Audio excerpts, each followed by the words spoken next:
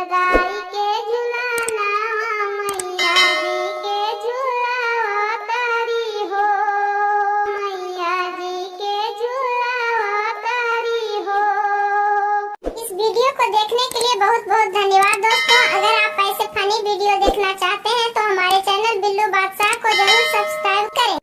देखनी